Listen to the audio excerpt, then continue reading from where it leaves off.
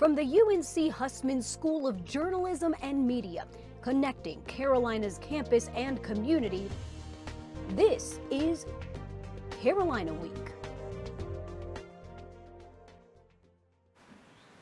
Hello and welcome to Carolina Week. I'm Sarah Jens. And I'm Madeline Amati.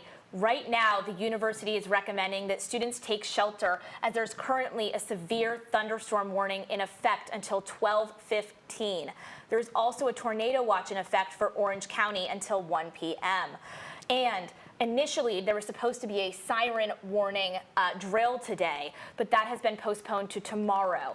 If you hear the tornado sirens, those are real and you should seek shelter. We have been watching Franklin Street and what has been happening there since the weather. We can see the signs swinging back and forth. There's water droplets on the lens, water underneath the cars. If we come back to campus, there's a stream of water flowing on the path as students walk to class. Their umbrellas have been blowing in the wind, turning inside out.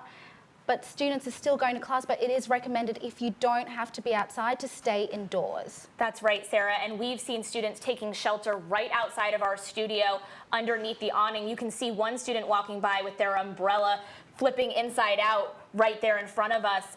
It's pretty quiet right now, but just a few minutes ago, there were a bunch of students walking by for class transition time. So again, this thunderstorm warning is in effect until 12:15 p.m., and you should seek shelter in the meantime. So that's still for another 45 minutes, but it can be extended. Let's cross to our meteorologist, Megan, and what you need to know in this weather. Yeah, Sarah, we're going to want to pay attention to the difference between a thunderstorm watch and a thunderstorm warning. Right now, we are under a thunderstorm warning, which means it's time to seek shelter immediately. Your warnings are when it's time to take action. With a watch, that means that it's possible. So right now, what we really want to emphasize is that it's time to go inside if you can. I know many of us are headed to class right now, but if possible, you're better off trying to stay inside, especially because of all of that wind and all of that rain. It's going to throw debris around. And if you have any outdoor items, now would be a great time to bring them inside with all of the wind. Now, we're under a level 3 enhanced risk for today. I know this looks like a lot, but I will break this down for you. This means that we're going to have a high confidence of several storms today with damaging winds, severe hail, and even possibly tornadoes. Now, the thunderstorms today are going to be between 10 a.m. and 1 p.m., but we're also going to see those damaging winds up to 50 miles per hour. A little bit earlier when I was checking my weather app, they were seeing 60 miles per hour also happening right now. So we definitely want to be inside and securing anything that we have outdoors, indoors, that way it's not flying around. We can see that most of that enhanced area is over North Carolina, parts of South Carolina, and a little bit of Virginia.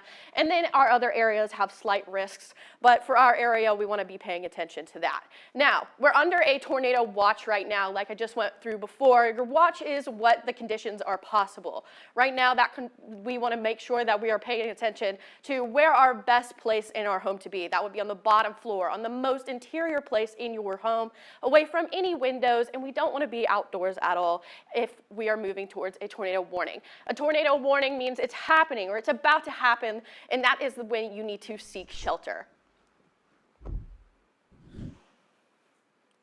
We have got our reporter Ben Malovic out on the field. Ben, tell us a little bit about what you're seeing with this weather.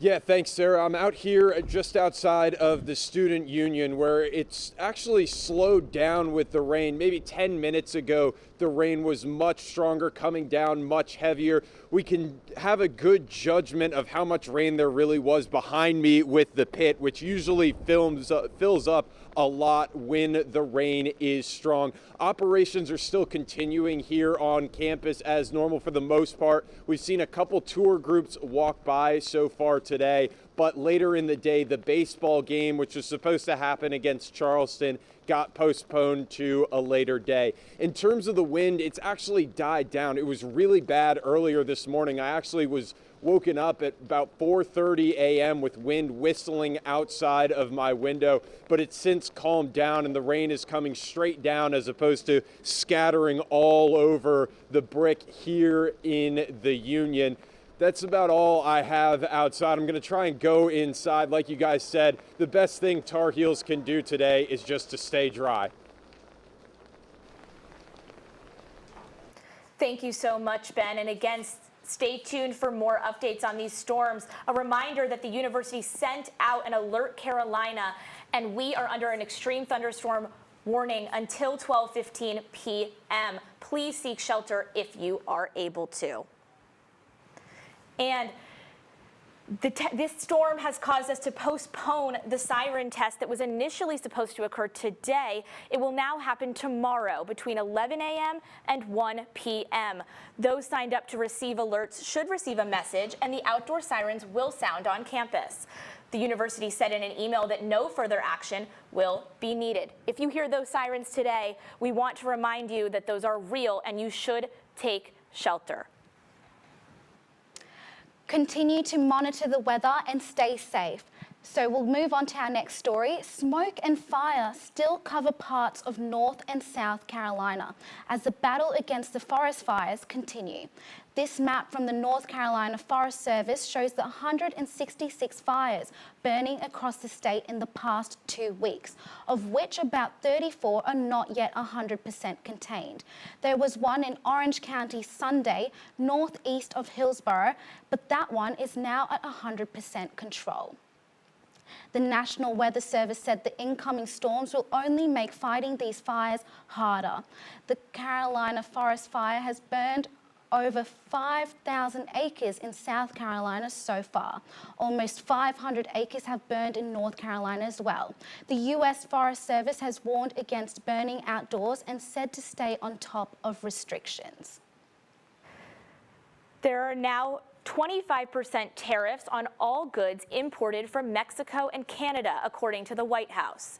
After delaying the promised tariffs for 30 days in February, President Trump says Canada and Mexico and China are out of time to negotiate the tariffs. They went into effect Tuesday at midnight, and the stock market dropped significantly as fears grow that these tariffs will hurt the economy.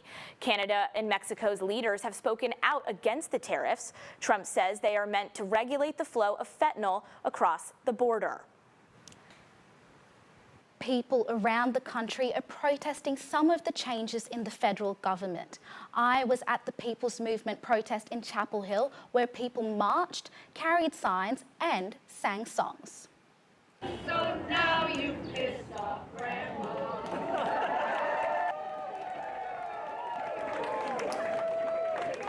The protest was part of a nationwide movement that organised demonstrations in all 50 states against recent changes from the federal government. Protesters carried signs showing support for Ukraine, DEI programs, and farmers worried about tariffs. Signs also frequently attacked Elon Musk. I talked to protester Adrian Kirby as well as other demonstrators about what brought them to the march. We are still mad. We are mad as hell, right? And I feel like this is our way as people to get our point across. We cannot be silent, and so we want to support you and your generation in the future. So Sarah, let's break this down a little bit. Protesters will now be having to follow new regulations for future gatherings after the UNC Board of Governors introduced a new policy restricting large crowd sizes.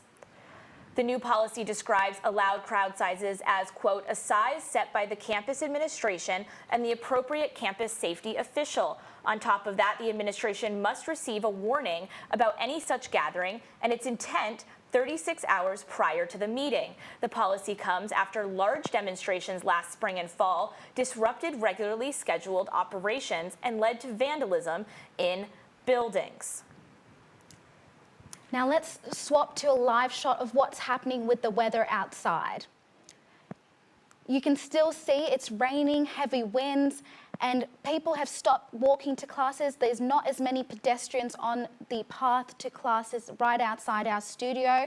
It seems to have settled, but the winds might still be high. There's an umbrella, someone walking with an umbrella coming across the path now. It seems to be settled. We'll move on to immigration advocates on campus are warning against spreading false information that could cause fear and panic. This comes after rumours spread that ICE was on campus in February. These rumours were false. CBC-UNC's co-president Jessica Gayton told us the most important thing to do if you've spotted ICE is to stay calm and verify. That's right. And I'm wondering if we can go back outside for just a moment, because we are going to be under this thunderstorm warning until 12:15 p.m. And I want to reemphasize that even though it may look as though it has settled down a bit, Franklin Street and right here on our campus are still under this watch and warning. So water could be moving quickly. You can still see streetlights moving very swaying in the wind. And we also want to tell you that that red spot you see on the screen is the reflection of water droplets coming off of the streetlights, and nothing more than that. However, just be sure to seek shelter as we are under that thunderstorm warning. Alrighty, so again, you can see there's even a biker outside, but it might be slippery. And yeah, we're right here outside of the Carolina Union. This is where our reporter Ben Mihaljevic was earlier. And you can see those droplets, coming off of the bricks outside. So it is still raining outside. It seems to be quieter than it was before, though. And there's Ben, getting some sound of the rain. All right, now we want to still keep bringing you the biggest headlines for our local area, so we will keep letting you know what's going on with the weather, but for now, to an economic issue. Your tax bill could go up this year thanks to a massive increase in property values across the country. In Chapel Hill, the median home sale price this year was $660,000, up 43% from the median in 2021 of $460,000. This comes after a reevaluation of home values across several North Carolina counties showed major growths in home values across the state that ranged from 25 to 88%. Property value going up will cause large property tax increases across the state. Orange County will send out a reevaluation notice later this month, with the final bill coming out in August. Chapel Hill property owner Max Reddick explained to us how, as a student, this could affect your rent. While property tax is on its basis in Chapel Hill, and insurance is something that we have to deal with, the increases all the time, it can be offset by rent increases, basically.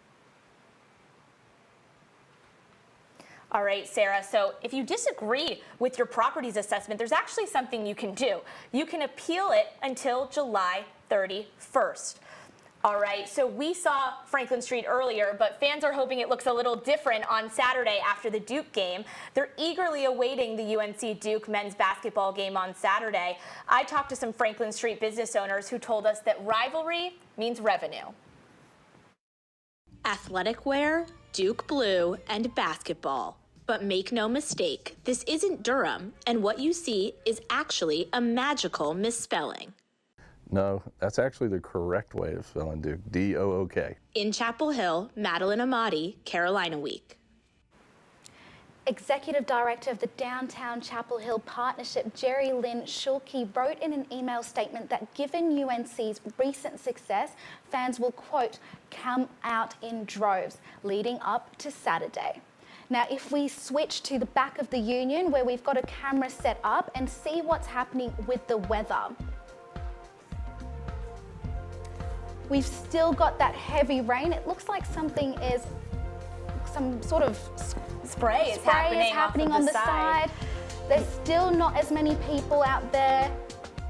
And you know what, Sarah? I think that those are water droplets bouncing off of the picnic table right outside of the Union, and that just reemphasizes how hard that rain is coming down. Now, Louisiana and Oklahoma had these severe weather warning as well yesterday. All right, and when we come back, more on the weather.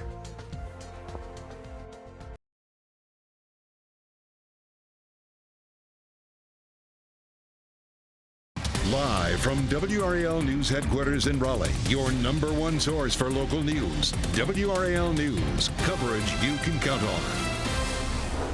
Egg or investment, how people are fighting rising egg prices at home. And also, Beyond the Page, a zine helps students tune into politics. Plus, Tipping culture in the Triangle is changing. and we spoke with a server who told us what it's like firsthand. Rising egg prices are making some folks so frustrated they're now working to get eggs in their own backyard. Thank you for joining us. I'm Gracie Palmer, and you're watching the CBC-UNC Multiplatform News Fellowship. Our Isabella Alvarez joins us live. Isabella, I have seen a lot of frustration at grocery stores. That's right, Gracie. We're at the grocery store, and many people nationwide are upset about the price of eggs. But some people have taken up a popular trend called homesteading, and that is when you raise your own flock in your backyard. The Urban Chicken, how can I help you? Kayla Blankenship runs the family-owned Urban Chicken. We sure do have chicks right now. Get out there and clean the coop, do all the things to help maintain the chickens. And we do often forget how much work goes into getting these eggs on the shelves. This half a dozen alone costs more than $4. And remember what The Economist said, it doesn't look like this is ending anytime soon. Live in Raleigh, I'm Isabella Alvarez. Thank you, Isabella. Well, before you start raising your own flock, there are some things you should consider. The CDC wants you to be aware of the health risks they pose. Backyard poultry can have salmonella that spreads, which can make people sick. You can visit the CDC website for more ways to stay safe while raising chickens. Well, one place your pockets may finally feel some relief, the gas pump. According to AAA, the average gas price has dropped about 3 cents across the country. In North Carolina, the average price has risen about 3 cents, but it is still below $3 at $2.78.